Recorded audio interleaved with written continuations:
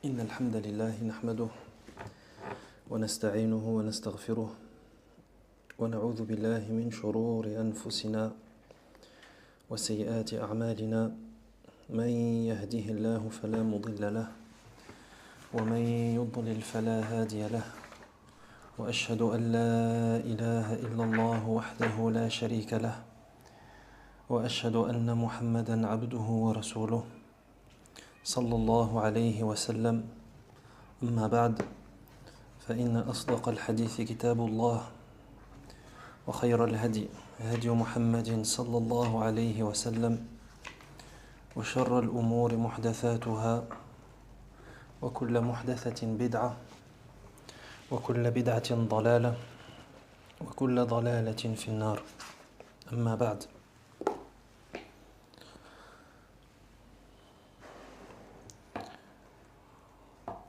On commence, Inch'Allah Tabaraka wa Ta'ala, une série d'interventions autour du grand livre de l'imam Ibn al-Qayyim rahimahullah qui s'intitule Ad-Da'u wad-Dawa. Et ces interventions porteront, si Allah le veut, subhanahu wa ta'ala, porteront sur la lecture de quelques passages de cet immense livre d'Ibn al-Qayyim rahimahullah, et plus précisément des passages qui se trouvent dans la partie du livre où l'imam Ibn al-Qayyim rahimahullah parle des méfaits des péchés ou des conséquences désastreuses et néfastes des péchés et des actes de désobéissance. On commence d'abord par une introduction sur le livre qui se trouve entre nos mains, à savoir Ad-Da'u wad-Dawa de l'imam Ibn al-Qayyim rahimahullah. Alors il faut savoir que cet ouvrage, Ad-Da'u wad-Dawa, cet ouvrage il compte parmi les meilleurs ouvrages qui traitent de l'éducation de l'âme, de la purification de l'âme, mais également des dangers néfastes que font encourir les péchés. Donc ce livre, c'est un des meilleurs livres qui existent. Bien entendu, lorsqu'on parle et qu'on dit meilleur livre, le Coran subhanahu wa ta'ala n'entre pas dans cette compétition, étant donné que le Coran, qui est le livre d'Allah subhanahu wa ta'ala, c'est le meilleur des livres à tous les niveaux, que ce soit en termes de croyance, en termes de purification de l'âme, en termes de jurisprudence, en termes de sira, en termes d'histoire.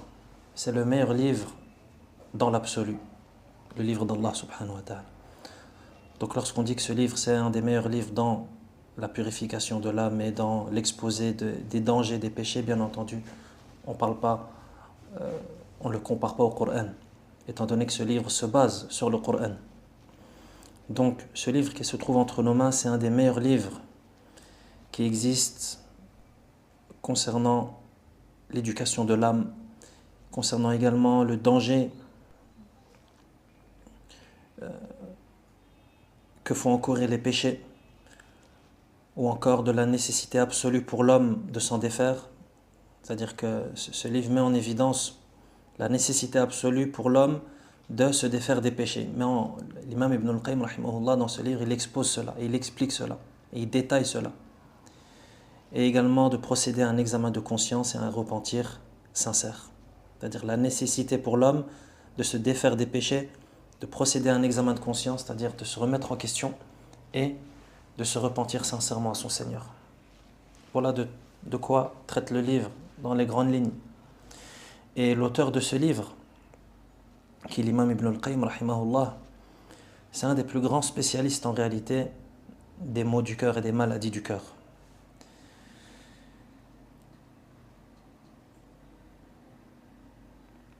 Ces maladies du cœur que l'imam Ibn al-Qayyim rahimahullah traite par des remèdes qui sont tirés des meilleures sources qui puissent exister en la matière, à savoir le Coran et la Sunna.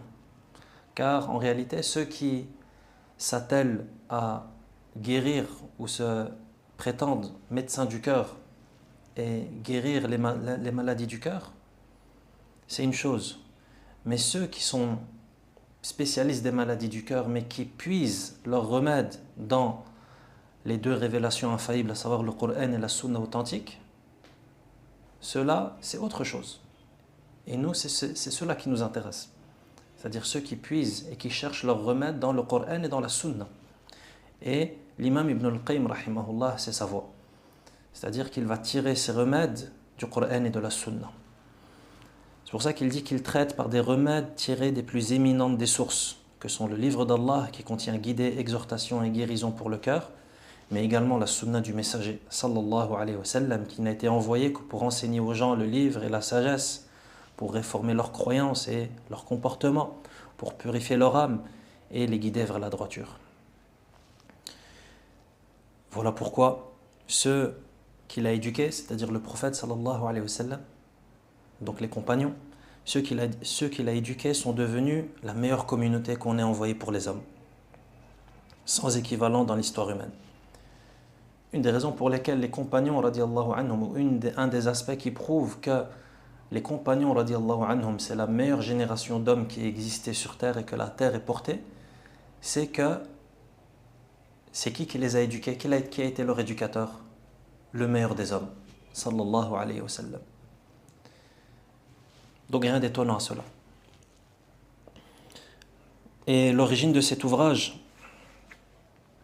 c'est-à-dire quelle a été la cause qui a fait que l'imam Ibn al-Qayyim, rahimahullah, il a rédigé un livre dans ce domaine.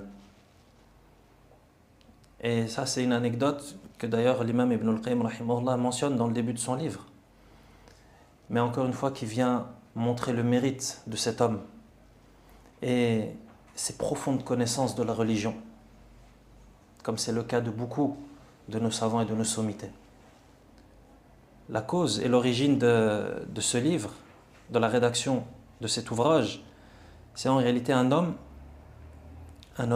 qui est venu chez l'imam Ibn al-Qayyim, rahimahullah, un homme qui était éprouvé par un mal qui lui ruinait sa vie d'ici-bas comme sa vie de l'au-delà. Un mal qui, s'il persistait, c'est-à-dire si ce mal persistait et continuait dans la vie de cet homme était persuadé qu'il courait à sa perte et qu'il allait perdre, il allait échouer dans ce bas monde et dans le monde de l'au-delà. Et cet homme essayait par tous les moyens de se défaire de ce mal dont il était éprouvé. Mais avec le temps, ça ne faisait qu'augmenter et son mal ne faisait que s'embraser. Et l'imam Ibn al-Qayyim, rahimahullah, il a considéré la situation de cet homme, cette situation difficile dans laquelle se trouvait cet homme, ainsi que l'étendue du mal par lequel il était éprouvé, ainsi que l'étendue de ce mal parmi les gens, étant donné que c'était un mal qui était et qui est toujours d'ailleurs répandu dans la société. Et il a vu, l'imam Ibn al-Qayyim, rahimahullah, qu'il était plus approprié de donner une réponse détaillée plutôt qu'une réponse concise. Il a donc donné une réponse détaillée et ça nous a donné ce grand livre. Donc, ce livre, c'est quoi? C'est un homme qui est venu voir l'imam Ibn al-Qayyim, rahimahullah. Cet homme, il était éprouvé par un mal, comme on va le voir d'ailleurs, le détail de la question, et qui lui a posé une question pour se libérer et pour se défaire de ce mal. Et qu'est-ce qu'il a fait, l'imam Ibn al-Qayyim, rahimahullah, étant donné qu'il a vu que cette épreuve par laquelle était éprouvée cette personne, c'était une épreuve difficile, funeste, et que cette épreuve et ce mal étaient répandus dans la société, il s'est dit qu'il était plus opportun d'en faire une réponse détaillée, pas de lui donner une réponse concise en quelques mots, non, mais d'en faire une réponse longue, profonde, un livre. Et Allah subhanahu wa ta'ala a décrété que ce livre allait se propager dans les siècles et qu'il allait devenir aujourd'hui un des livres les plus connus de l'imam Ibn al-Qayyim, rahimahullah, et un des livres de référence dans la purification de l'âme et dans l'exposé du danger des péchés. Qu'Allah subhanahu wa ta'ala fasse miséricorde à l'imam Ibn al-Qayyim, rahimahullah. Alors cet ouvrage, quelles sont les thématiques qui sont abordées? Donc comme on vient de le dire, cet ouvrage, ce livre, c'est la réponse à une question qui a été posée à l'imam, rahimahullah. Quelle est cette question? Cette question est la suivante. Donc le questionneur dit: que disent les maîtres, les savants, les guides de la religion, qu'Allah les agrée tous, d'un homme souffrant d'un péché dont il sait que s'il persiste à le commettre, ce péché ruinera sa vie d'ici-bas et celle de l'au-delà. Cet homme cherche pourtant par tous les moyens à se débarrasser de ce mal, mais le désir ardent de le commettre ne cesse d'augmenter. Quelle est donc la solution pour s'en débarrasser et par quels moyens y parvenir? Regarde la profondeur de la question. Donc on remarque dans cette question qui est posée par cet homme, on remarque que le questionneur, il ne mentionne pas, il ne détaille pas quel est ce mal. Il dit juste: je suis éprouvé par un mal, et si je ne me débarrasse pas de ce mal, et que si ce mal persiste, je sais que je vais ruiner ma vie d'ici-bas et celle de l'au-delà. Donc, quelle est la solution, ya imam? Et il dit: à chaque fois que je cherche à me débarrasser et à me défaire de ce mal, c'est l'effet inverse qui se produit. Et ce mal ne cesse d'augmenter et de s'embraser en moi. Donc dans la question, la personne, elle ne précise pas quel est ce mal en réalité. De même que l'imam Ibn al-Qayyim, rahimahullah, lorsqu'il débute sa réponse, juste après la question dans le livre, lorsqu'il débute la rédaction de sa réponse, il ne nomme pas ce mal. Et voilà pourquoi, dans le début du livre, l'imam Ibn al-Qayyim, rahimahullah, il écrit toute une série de pages et de chapitres de portée générale et qui englobe toute forme de péché. Puis, après avoir traité dans le livre, après avoir traité, avoir mentionné la gravité de la fornication et de l'homosexualité, il dit, donc ça c'est une citation de l'imam Ibn al-Qayyim, rahimahullah, après avoir parlé dans de nombreux chapitres des péchés de manière générale, et après avoir parlé de la fornication et de l'homosexualité, il dit: et si on demande, si quelqu'un demande, malgré tout, existe-t-il un remède à ce mal gravissime, une ruqya pour cette sorcellerie mortelle, un moyen de repousser cette folie, un chemin qui mène à la réussite? Est-il possible à celui qui est ivre de ses passions de se réveiller? À l'amoureux fou, maîtrise-t-il son cœur lorsque la passion est parvenue à ses tréfonds? Le médecin a-t-il les moyens après cela de soigner son mal? Puis il répond lui-même en disant: on a dit qu'effectivement il existait un remède, et la réponse découle de la parole du prophète sallallahu alayhi wa sallam. Allah n'a pas fait descendre une maladie sans lui attribuer un remède, connu de certains et ignoré d'autres. On doit aborder le remède à ce mal de deux manières. L'imam Ibn al-Qayyim rahimahullah continue et dit: on doit aborder le remède à ce mal de deux manières. La première consiste à supprimer son substrat, c'est-à-dire sa substance, avant qu'il ne survienne, et la deuxième, c'est l'extraire après qu'il soit apparu. Donc les deux manières de combattre ce mal, c'est quoi? C'est d'extraire la substance avant que le mal ne survienne. Et deuxièmement, c'est l'extraire après qu'il soit apparu. Et il conclut sa réponse en mentionnant les méfaits en ce bas monde et dans l'au-delà de l'amour fou. Et là, on tombe dans le nœud du livre, qui est justement l'amour fou, ce qu'on appelle al-ishq, éprouvé par les belles apparences. Donc il conclut sa réponse en mentionnant les méfaits qu'il y a dans ce bas monde et dans l'au-delà de l'amour fou, al-ishq, éprouvé pour les belles apparences, suwar, c'est-à-dire l'amour fou qui est éprouvé pour les belles apparences, c'est-à-dire le fait d'être obnubilé, le fait d'être fou amoureux des belles apparences, as-suwar, de manière générale. Il exposa qu'Allah n'avait mentionné ce mal dans son livre que pour deux groupes de personnes, qui sont le peuple de Lot et les femmes.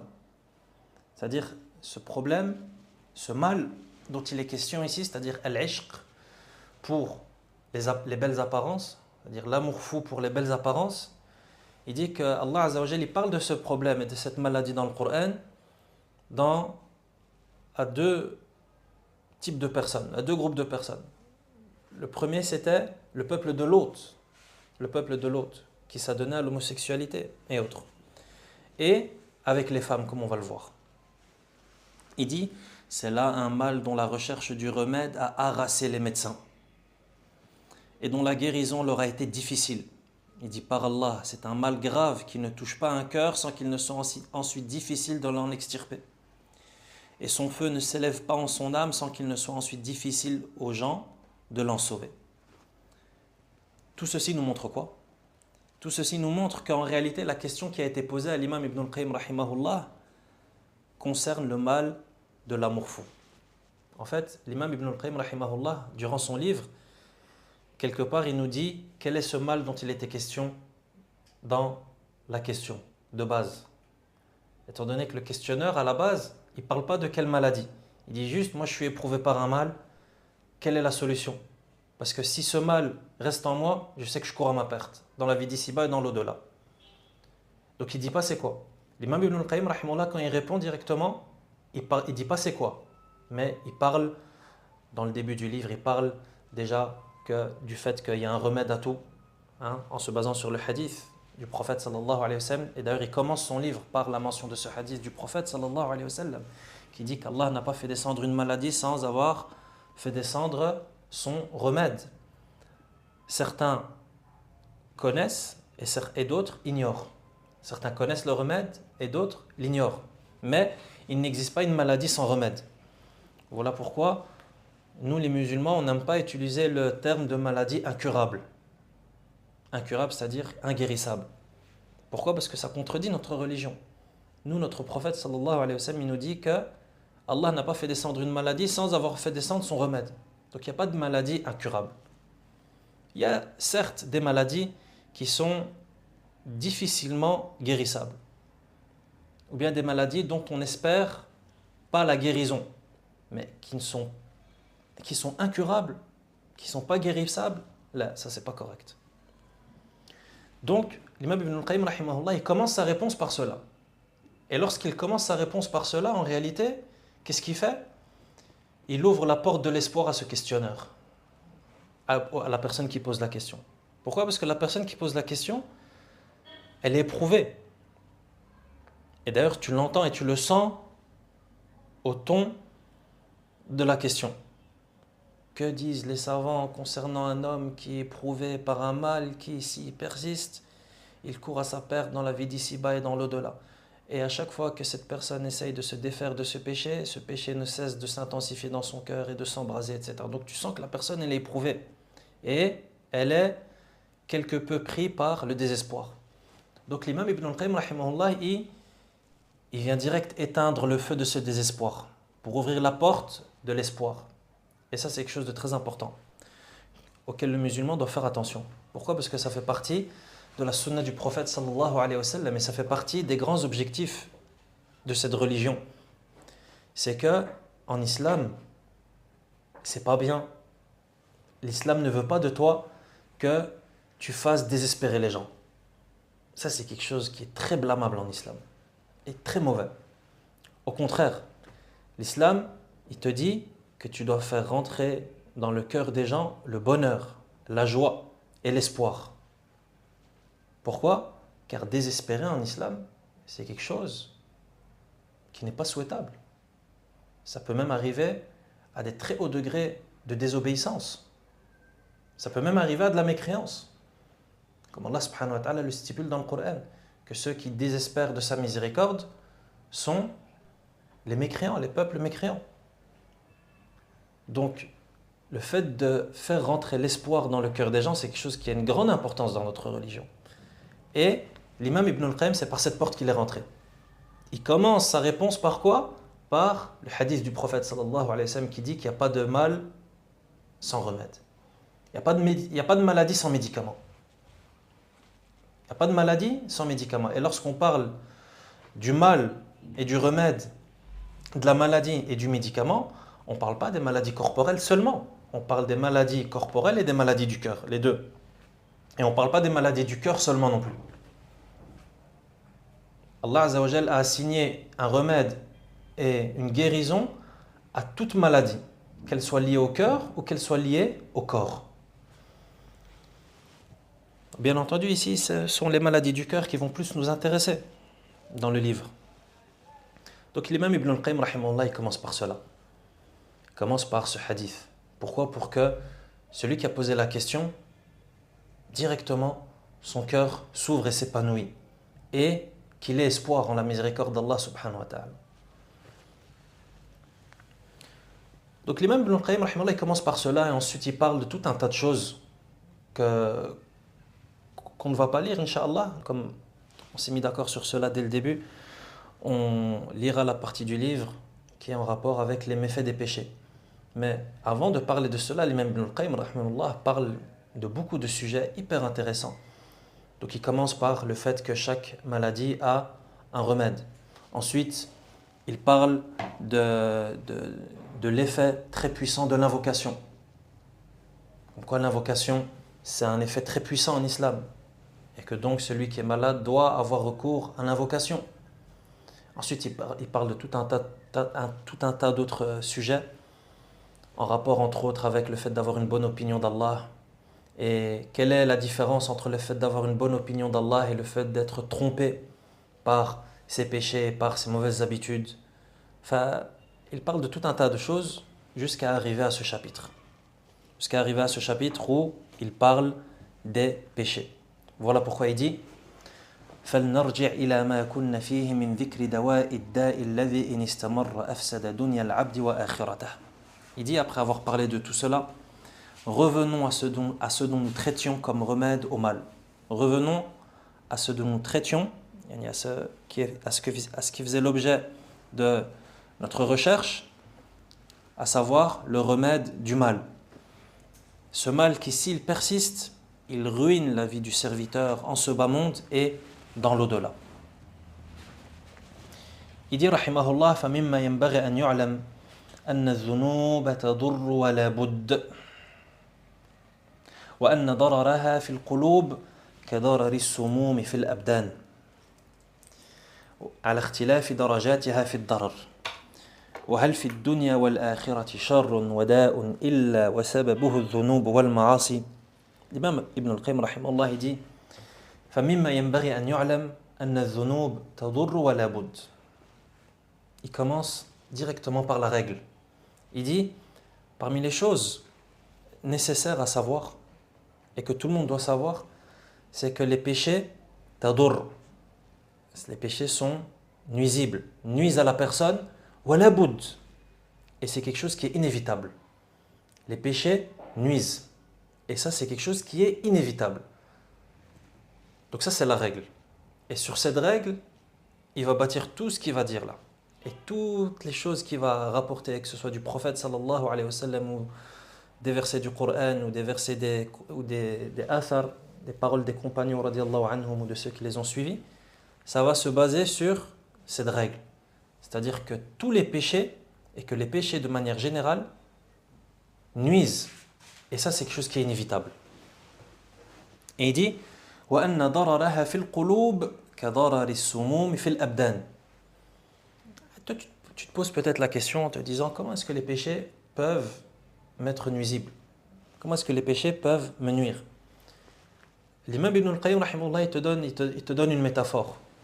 Il te dit que l'effet des péchés sur les cœurs est semblable à l'effet du poison sur les corps.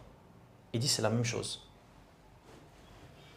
L'effet des péchés sur les cœurs est semblable à l'effet des poisons sur le corps. Comme vous le savez, les poisons sont différents les uns des autres. Certains poisons sont mortels, d'autres ne le sont pas, mais causent des pathologies et des maladies dans le corps, etc., etc. D'autres sont plus mortels que d'autres. Comme vous le savez, il y a certains poisons qui peuvent causer la mort de la personne en quelques instants. D'autres ont besoin d'un certain temps. Il y a des poisons qui ne sont pas mortels, mais qui provoquent des changements dans le corps, des changements dans la peau, des changements dans le système respiratoire, etc. Les péchés, c'est pareil. Les péchés, pour le cœur, c'est comme les poisons pour le corps. Il dit, en fonction de leur degré de nuisance. C'est-à-dire, tout comme les poisons sont également différents dans leur degré de nuisance pour le corps humain, les péchés le sont également. En fonction du degré de gravité du péché, s'ensuivra le degré de nuisance pour le cœur. Ensuite, il pose la question, la grande question. Il dit وهل في الدنيا والآخرة شر وداء إلا وسببه الذنوب والمعاصي. Il dit, mais au fait, est-ce que dans ce bas monde et dans l'au-delà, il existe un mal, il existe une maladie sans que les péchés et les actes de désobéissance n'en soient la cause?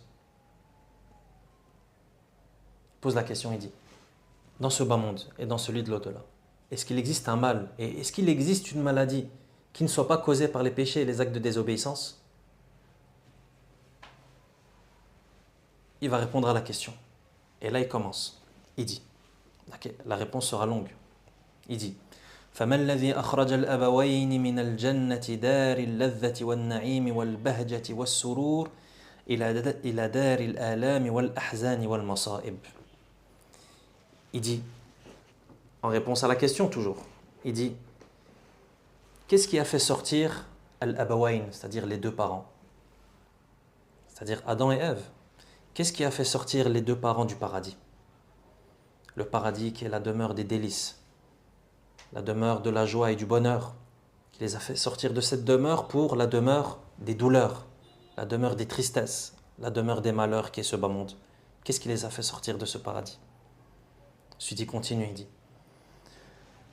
وما الذي أخرج إبليس من ملكوت السماء وطرده ولعنه ومسخ ظاهره وباطنه فجعلت صورته أقبح صورة وأشنعها وباطنه أقبح من صورته وأشنع وبدل بالقرب بعدا وبالرحمة لعنة وبالجمال قبحا وبالجنة نارا تلظى وبالإيمان كفرا وبموالاة الولي الحميد أعظم عداوة ومشاقة وبزجل التسبيح والتقديس والتهليل زجل الكفر والشرك والكذب والزور والفحش وبلباس الإيمان لباس الكفر والفسوق والعصيان فهان على الله غاية الهوان وسقط من عينه غاية السقوط وحل عليه غضب الرب تعالى فأهواه ومقته أكبر المقت فأرداه فصار قوادا لكل فاسق ومجرم رضي لنفسه بالقيادة بعد تلك العبادة والسيادة فعياذا بك اللهم من مخالفة أمرك وارتكاب نهيك. Ensuite il continue, il dit toujours en réponse à la question, il dit, et qu'est-ce qui a fait sortir Iblis du royaume des cieux? Iblis, le diable qui, avant qu'il n'ait été maudit, était avec les anges dans une place qui était haute. Iblis, il était avec les anges. Qu'est-ce qu'il a fait sortir de cette haute place qui était la sienne et de ce haut rang qui était le sien? Il dit, qu'est-ce qui a fait sortir Iblis du royaume des cieux et qui a provoqué son bannissement et sa malédiction et qui a déformé son apparence et son fort intérieur pour la plus immonde et la plus hideuse des apparences et des forts intérieurs? Et d'ailleurs l'imam Ibn al-Qayyim rahimahullah dit que il dit فَجُعِلَتْ صُورَتُهُ أَقْبَحَ صُورَةٍ وَأَشْنَعَهَا, c'est-à-dire que son apparence est devenue l'apparence la plus hideuse qui soit. Même si on ne la connaît pas. On ne connaît pas l'apparence du diable, n'est-ce pas? On sait qu'elle est hideuse. On sait qu'elle est hideuse. La preuve, c'est que dès que tu entends qu'une chose ou une forme ou une apparence ressemble au diable, directement c'est quelque chose de mauvais qui te vient en tête. Donc on sait que son apparence est la plus hideuse qui soit. Les détails on ne les connaît pas. Et il dit وَبَاطِنُهُ أَقْبَحَ مِنْ صُورَتِهِ وَأَشْنَعَ, et son fort intérieur au diable encore plus laid que son apparence qui est la plus hideuse qui soit. C'est-à-dire que son intérieur est encore plus moche et plus hideux et plus laid que son apparence. Il continue, il dit, a remplacé la proximité par l'éloignement. Iblis, après avoir été parmi les proches, avec les anges, à proximité d'Allah subhanahu wa ta'ala, il a changé cette proximité par le bannissement, la malédiction et l'éloignement. La miséricorde par la malédiction, la beauté par la laideur, le paradis par un feu flamboyant, la foi par la mécréance, le soutien de l'allié et du digne de louange, c'est-à-dire Allah, par la plus grande des inimitiés, c'est-à-dire la plus grande des haines et la plus grande des dissensions.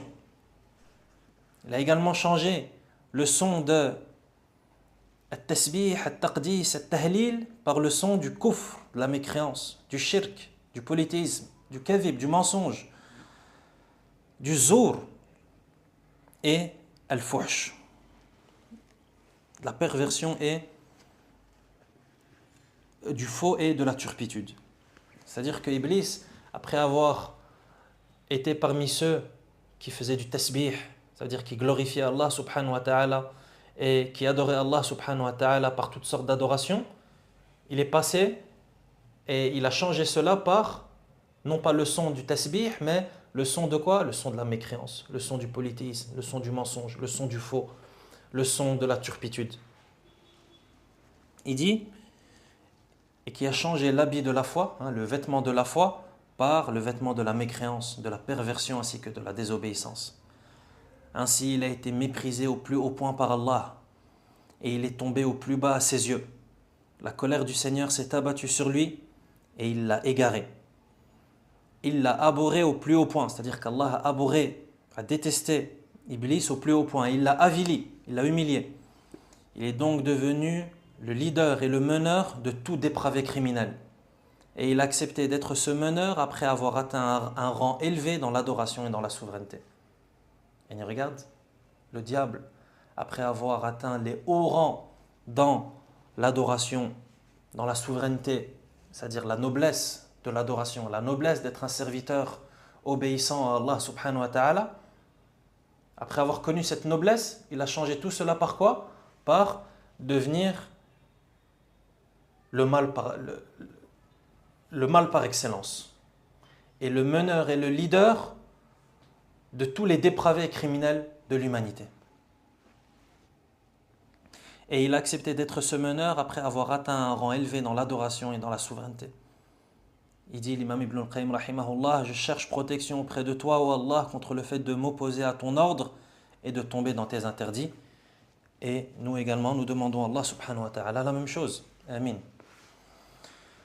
Ensuite, il continue, il dit وَمَا الَّذِي غَرَّقَ أَهْلَ الْأَرْضِ كُلَّهُمْ حَتَّى عَلَى الْمَاءُ فَوْقَ رُؤُوسِ الْجِبَالِ. Il dit, et qu'est-ce qui a noyé tous les habitants de la terre au point que l'eau a dépassé le sommet des montagnes? Ici, il fait bien entendu allusion au peuple de Nuh, alayhi salam, peuple de Noé. Il dit, qu'est-ce qui a causé leur noyade? Qu'est-ce qui a causé leur noyade au point que l'eau, le déluge, comme c'est raconté dans le Coran, à tel point que l'eau du déluge a dépassé le sommet des montagnes.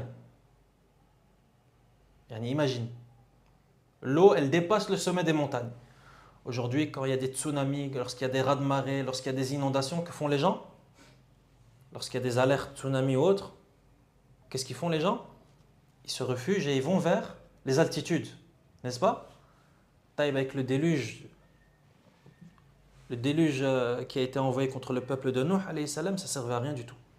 Pourquoi? Parce que l'eau, elle dépassait les montagnes.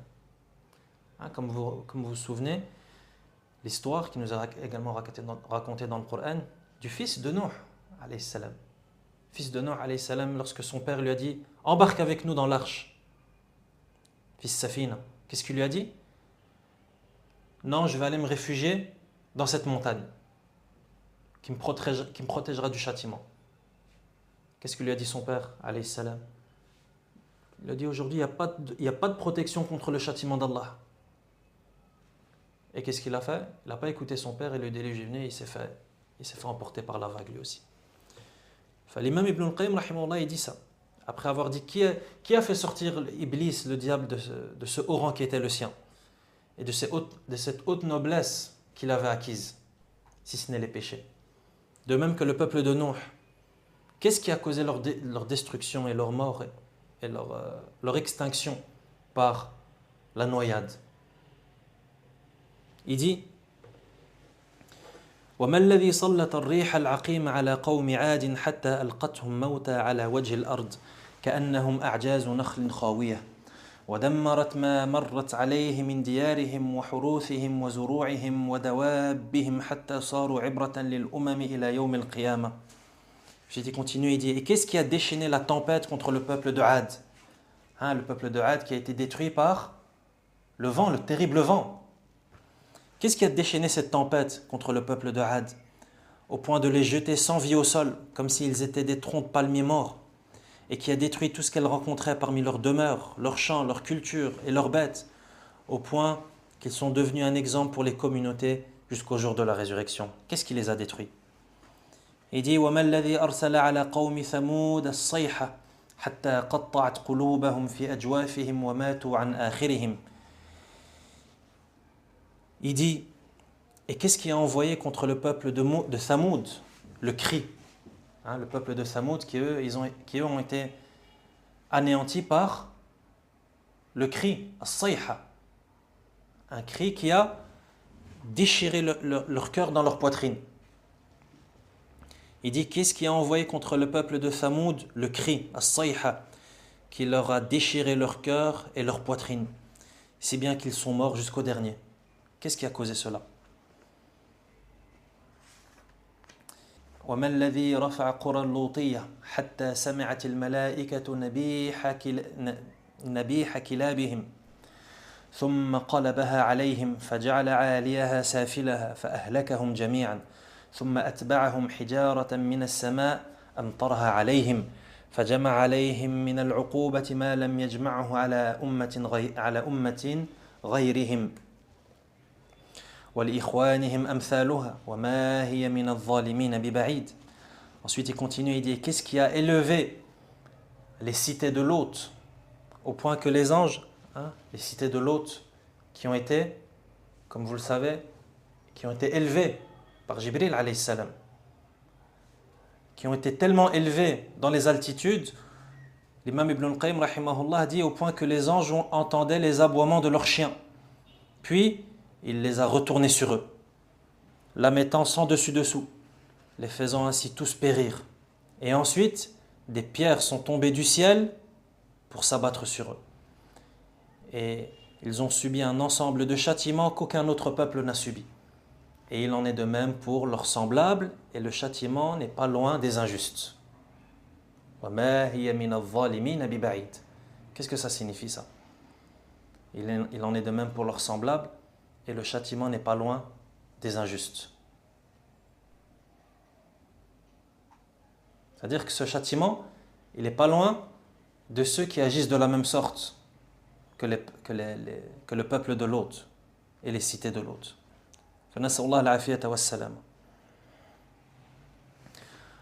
Ensuite il continue, il dit وَمَا الَّذِي أَرْسَلَ عَلَى قَوْمِ شُعَيْبٍ سَحَابَ الْعَذَابِ كَالظُّلَلِ فَلَمَّا صَارَ فَوْقَ رُؤُوسِهِمْ أَمْطَرَ عَلَيْهِمْ نَارًا تَلَظَّى. Il dit, qu'est-ce qui a envoyé un nuage au peuple de Shu'aib? Et lorsqu'il parvint au-dessus d'eux, il fit pleuvoir sur eux un feu flamboyant.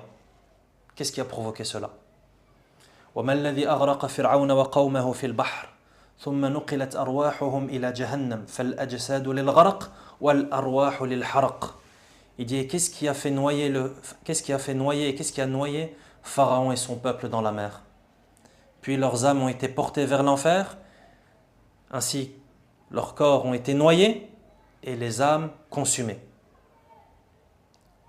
Leurs corps ont été noyés et les âmes consumées. Qu'est-ce qui a provoqué cela? Qu'est-ce qui a provoqué la noyade de Pharaon et de ses armées dans la mer? Et regarde ce que dit Ibn al-Qayyim rahimahullah, فَالْأَجْسَادُ لِلْغَرَقِ وَالْأَرْوَاحُ لِلْحَرَقِ.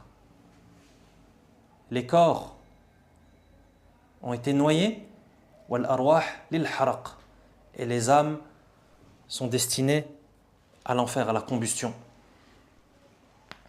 وَمَا الَّذِي خَسَفَ بِقَارُونَ وَدَارِهِ وَمَالِهِ وَأَهْلِهِ. Et il dit, qu'est-ce qui a englouti Qaroun, sa demeure, ses biens et sa famille? Qaroun, dont l'histoire nous est également racontée dans le Coran. celui qui s'enorgueillait de ses biens et de sa fortune. Qu'est-ce qui a fait que tout cela, c'est-à-dire Qarun ainsi que sa demeure et ses biens et sa famille, tout a été englouti par la terre? Qu'est-ce qui a causé cela? وما الذي أهلك القرون من بعد نوح بأنواع العقوبات ودمرها تدميرا. Et qu'est-ce qui a entraîné la perte et l'anéantissement des peuples qui sont venus après Nuh alayhi salam, en leur faisant subir différents types de châtiments et en les détruisant totalement? Qu'est-ce qui a causé cela?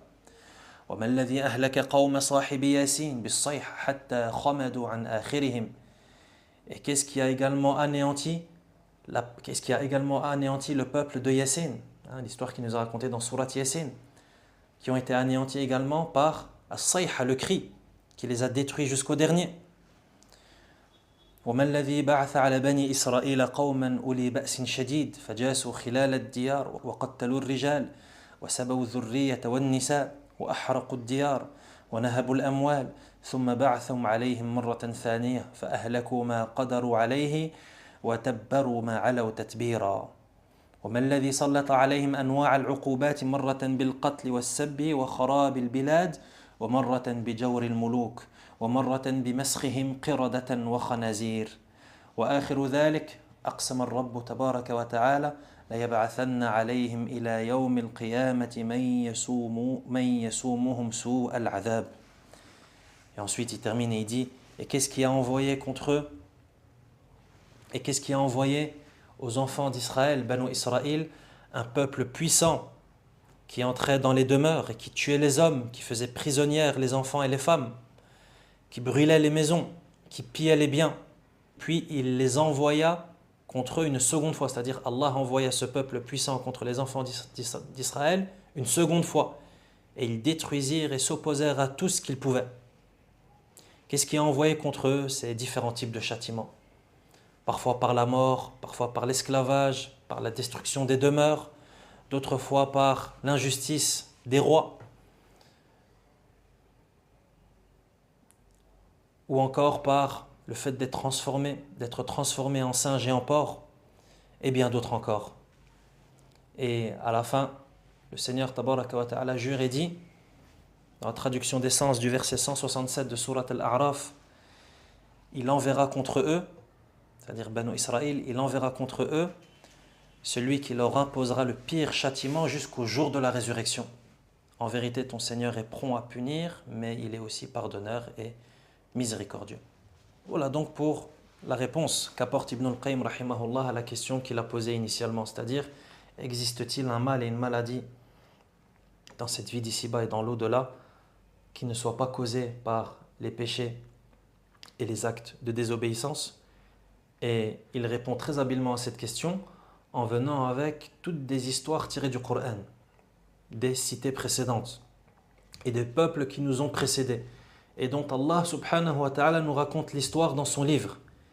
Des peuples qu'Allah subhanahu wa ta'ala a anéantis et a détruits.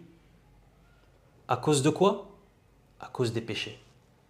Et bien entendu ici, les péchés, ce qui entre en premier et le plus grand des péchés, c'est bien entendu le polythéisme, la mécréance. Mais c'est bien la preuve que ce qui cause la perte et l'anéantissement des gens, ce sont bien les péchés. Car si Allah subhanahu wa ta'ala a anéanti ces gens, c'est à cause de leurs péchés. Premièrement à cause de leur mécréance et de leur polythéisme, etc. Mais également à cause d'autres péchés, comme les péchés de turpitude, comme on a vu de turpitude et d'homosexualité, comme on a vu avec le peuple de Lot, alayhi salam, ou encore le péché d'orgueil, et le fait de s'enorgueillir de ses biens et de se penser et de se croire impuissant de par ses biens, comme le péché de Qarun, etc., etc. Donc c'est bien la preuve que les péchés causent la perte et l'anéantissement. Qu'Allah subhanahu wa ta'ala nous préserve des péchés et nous permette d'accomplir ce qui procure son agrément. Il en est certes capable. Et on s'arrête ici, Inch'Allah, pour aujourd'hui, et on reprend demain bi'idnillah subhanahu wa ta'ala. Wa sallallahu wa sallam ala nabina Muhammadin wa ala alihi wa ashabihi ajma'in.